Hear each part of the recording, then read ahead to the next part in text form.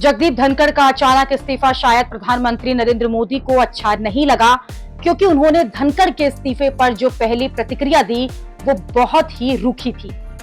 प्रधानमंत्री ने धनखड़ के बारे में कहा कि जगदीप धनखड़ को उपराष्ट्रपति सहित कई पदों पर देश की सेवा का मौका मिला, उनकी अच्छी सेहत की कामना करता हूं। सिर्फ 2 लाइन में जिस तरह से प्रधानमंत्री नरेंद्र मोदी ने जगदीप धनखड़ के इस्तीफे पर प्रतिक्रिया दी है, उससे ऐसा लग रहा है कि प्रधानमंत्री को धनखड़ का अचानक इस्तीफा देना पसंद नहीं आया।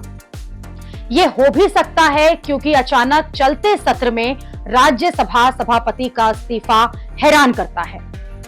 अचानक इस्तीफा देकर धनखड़ ने सत्र के बीच उथल-पुथल मचा दी है।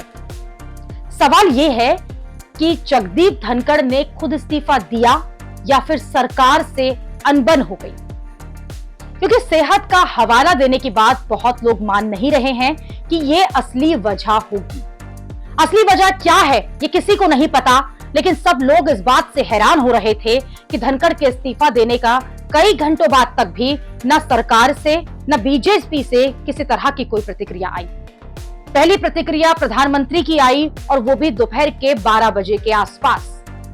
हालांकि प्रधानमंत्री की ये प्रतिक्रिया तब अपनी आनी थी जब इस्तीफा जो है वो स्वीकार हो जाता। राष्ट्रपति ने जब उपराष्ट्रपति का इस्तीफा स्वीकार कर लिया और उसे गृह मंत्रालय को भेज दिया, तब प्रधानमंत्री की प्रतिक्रिया आई।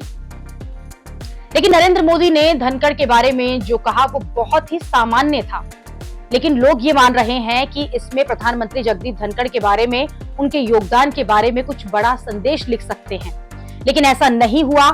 लोग तो ये भी कयास लगा रहे थे कि पीएम का बेमन से लिखा हुआ ये पोस्ट जो है वो लग रहा है। कई लोग ये मान रहे हैं कि पीएम का संदेश जगदीप धनखड़ के लिए ऐसा है कि धनखड़ को बहुत कुछ दिया गया, बहुत मौके दिए गए और ये सख्त संदेश और सख्त शब्दों में कह दिया गया। जिसको समझना है वो इसे समझ सकता है। अब अगर सरकार को धनखड़ से कोई नाराजगी थी तो वो नाराजगी क्या थी?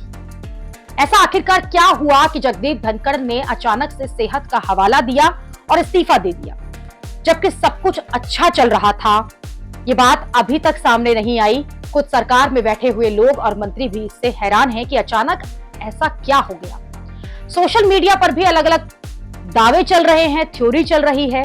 कई लोग ये लिख रहे हैं कि सरकार की रणनीति के उलट धनखड़ अलग ही फैसले लेने के लिए थे और यही वजह बनी कि धनखड़ का अचानक इस्तीफा हो गया।